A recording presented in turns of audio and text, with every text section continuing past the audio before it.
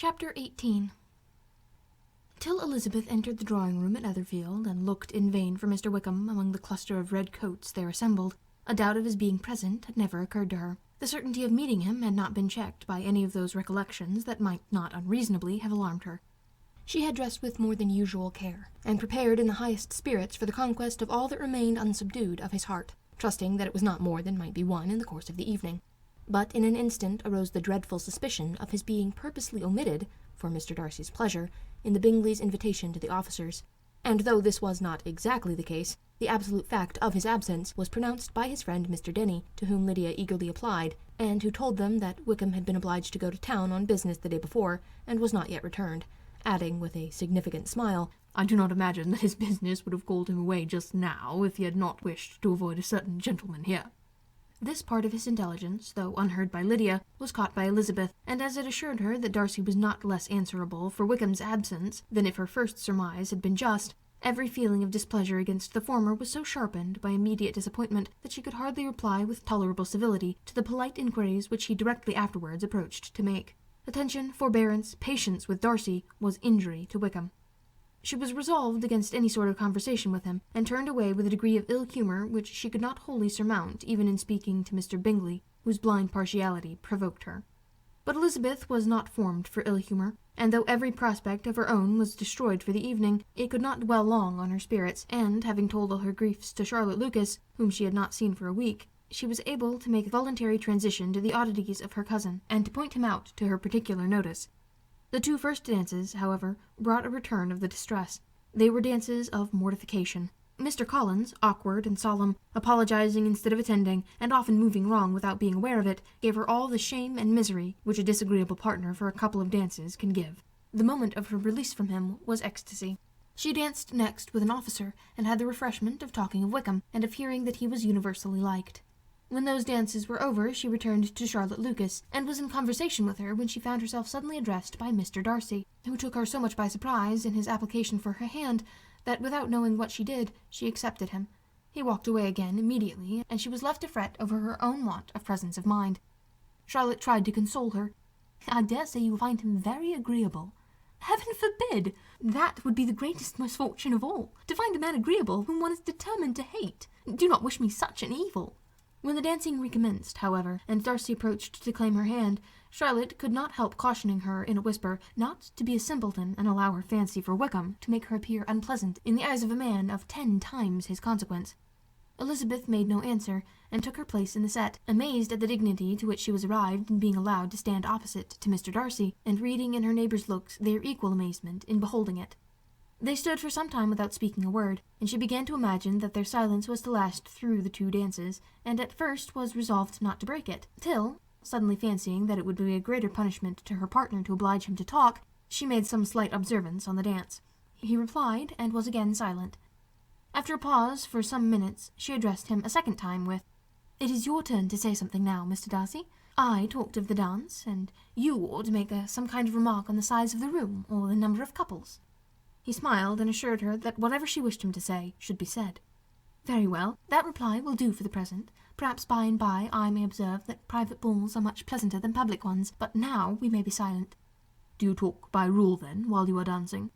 "Sometimes. One must speak a little, you know. It would look odd to be entirely silent for half an hour together, and yet for the advantage of some, conversation ought to be so arranged that they may have the trouble of saying as little as possible." "Are you consulting your own feelings in the present case, or do you imagine you are gratifying mine?" "Both," replied Elizabeth archly, "for I have always seen a great similarity in the turn of our minds. We are each of an unsocial, taciturn disposition, unwilling to speak unless we expect to say something that will amaze the whole room, and be handed down to posterity with all the eclat of a proverb." "This is no very striking resemblance to your own character, I am sure," said he. "How near it may be to mine, I cannot pretend to say. You think it a faithful portrait, undoubtedly." "I must not decide on my own performance." He made no answer, and they were again silent till they had gone down the dance, when he asked her if she and her sisters did not very often walk to Meryton. She answered in the affirmative, and, unable to resist the temptation, added, "When you met us there the other day, we had just been forming a new acquaintance." The effect was immediate. A deeper shade of hauteur overspread his features, but he said not a word, and Elizabeth, though blaming herself for her own weakness, could not go on.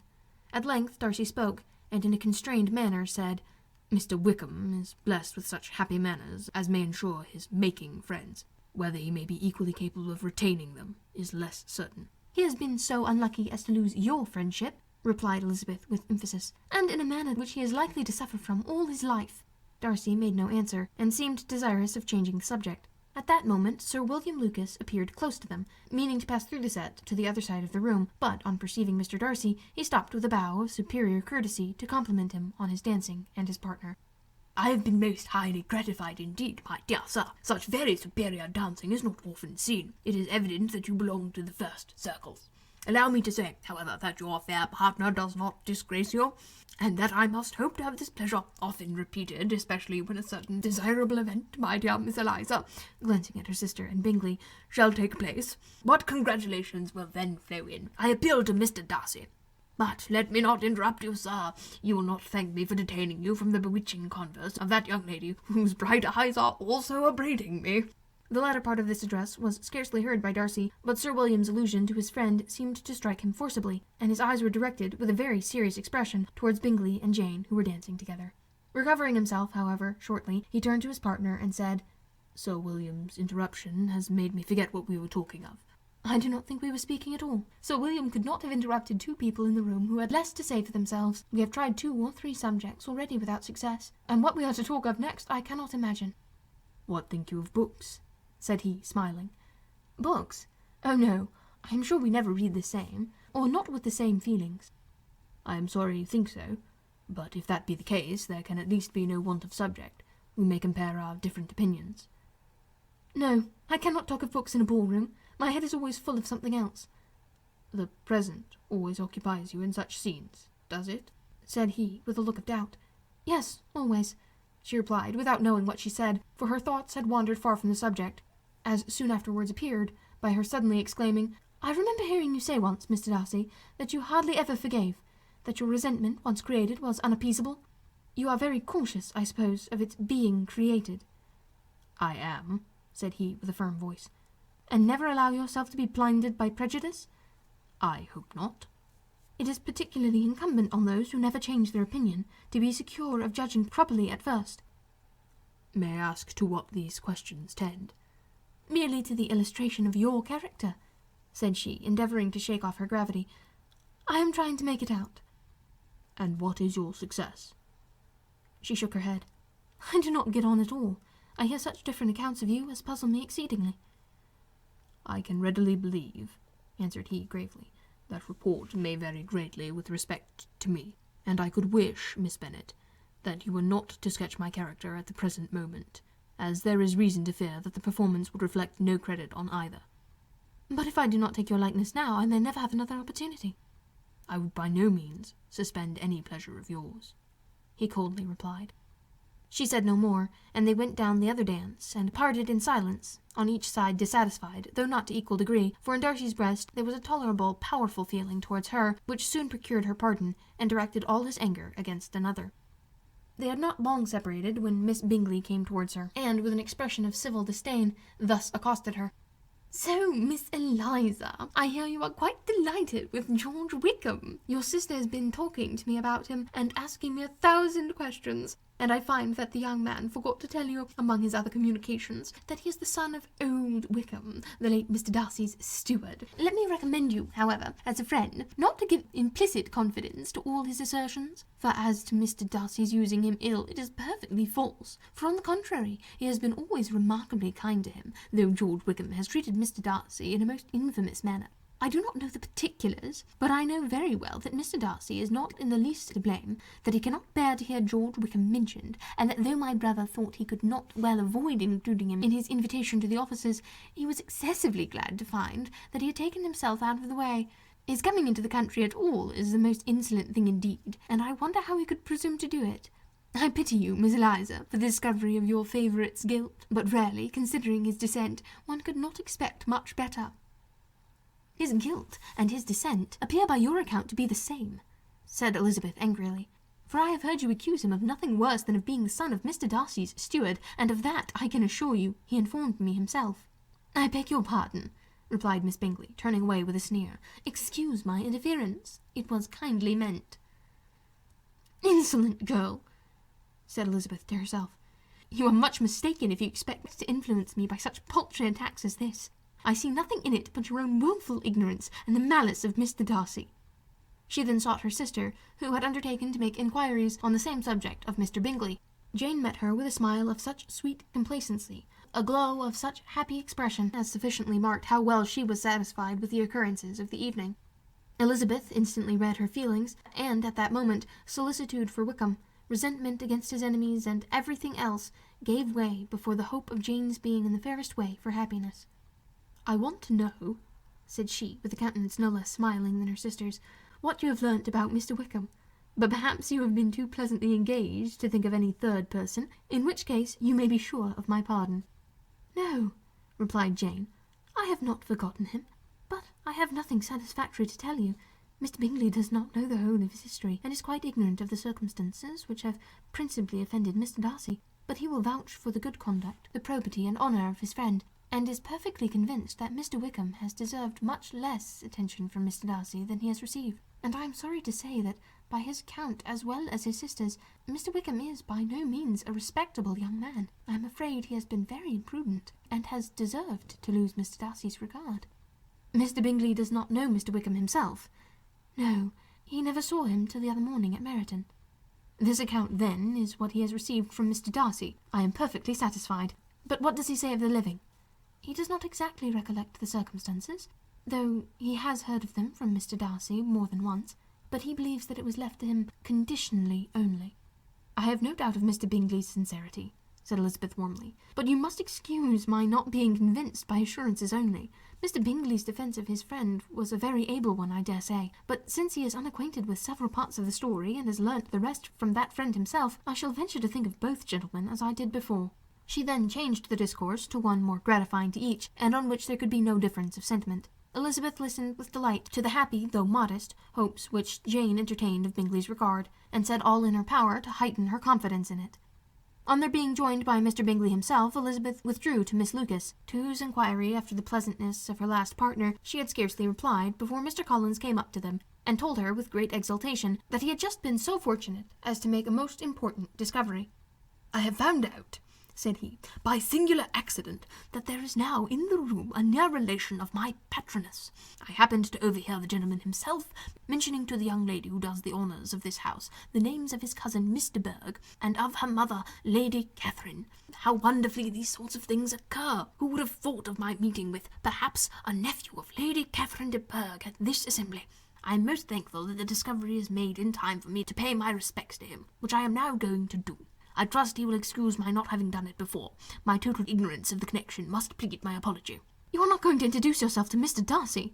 "Indeed I am. I shall entreat his pardon for not having done it earlier. I believe him to be Lady Catherine's nephew. It will be in my power to assure him that her ladyship was quite well yesterday se'nnight."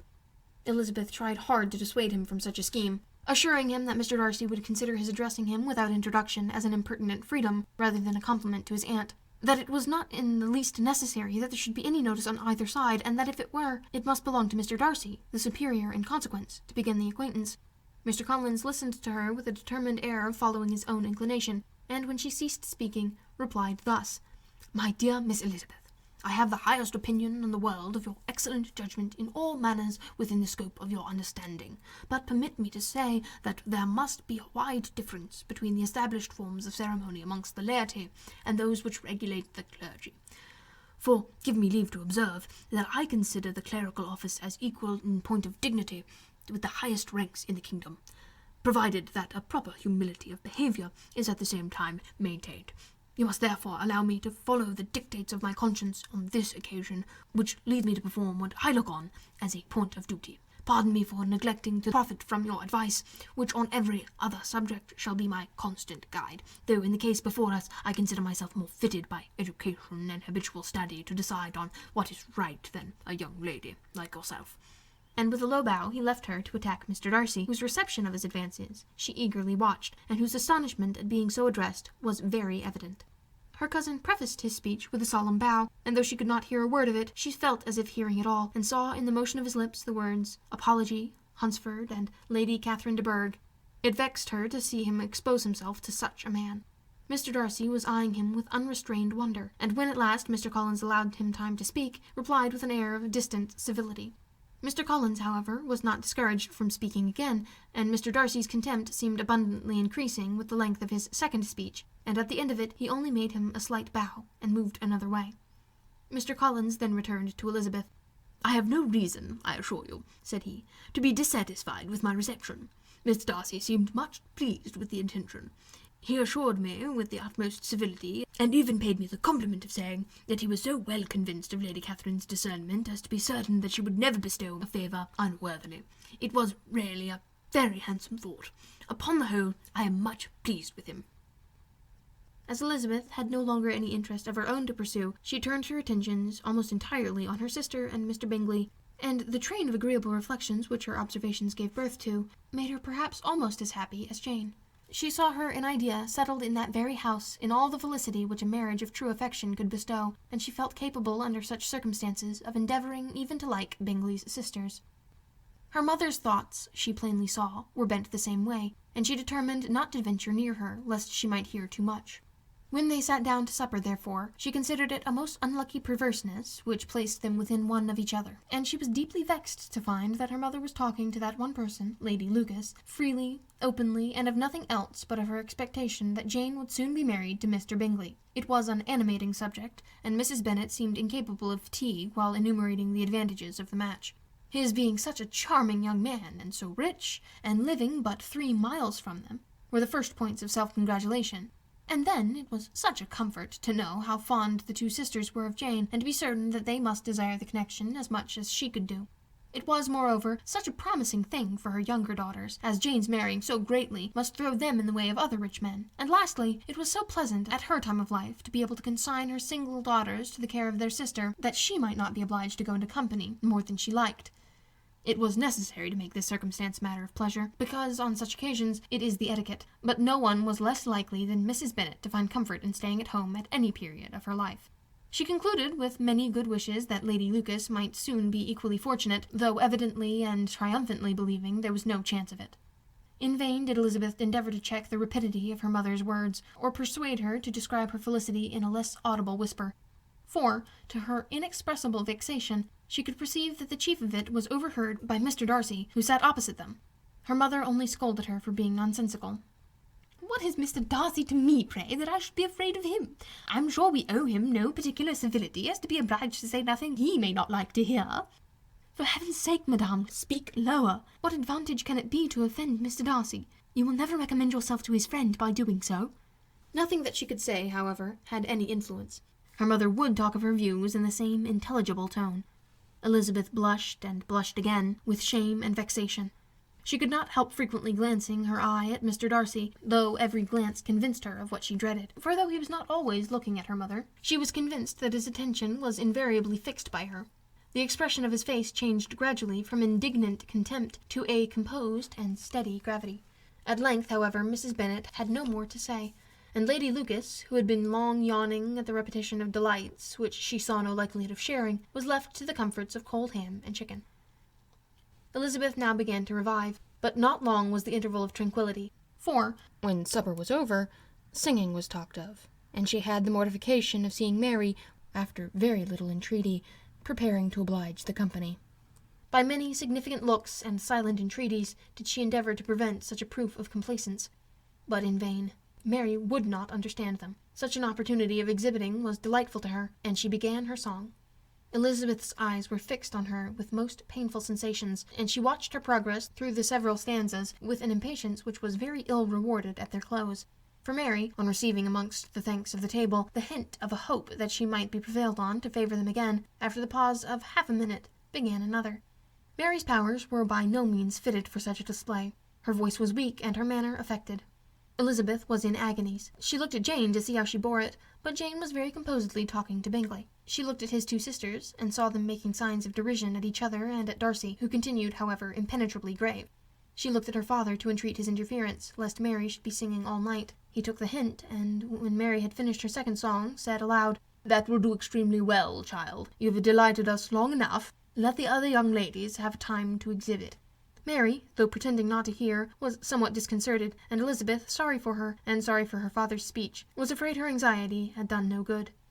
Others of the party were now applied to. "If I," said Mr. Collins, "were so fortunate as to be able to sing, I should have great pleasure, I am sure, in obliging the company with an air, for I consider music as a very innocent diversion, and perfectly compatible with the profession of a clergyman. I do not mean, however, to assert that we can be justified in devoting too much of our time to music, for there are certain other things to be attended to.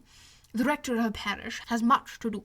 In the first place, he must make such an agreement for tithes as may be beneficial to him and not offensive to his patron. He must write his own sermons, and the time that remains will not be too much for his parish duties and the care and improvements of his dwelling, which he cannot be excused from making as comfortable as possible. And I do not think it of light importance that he should have attentive and conciliatory manners towards everybody, especially towards those to whom he owes his preferment. I cannot acquit him of that duty, nor could I think well of a man who should omit an occasion of testifying his respect towards everybody connected with the family." And with a bow to Mr. Darcy, he concluded his speech, which had been spoken so loud as to be heard by half the room. Many stared, many smiled, but no one looked more amused than Mr. Bennet himself, while his wife seriously commended Mr. Collins for having spoken so sensibly, and observed in a half-whisper to Lady Lucas that he was a remarkably clever, good kind of young man.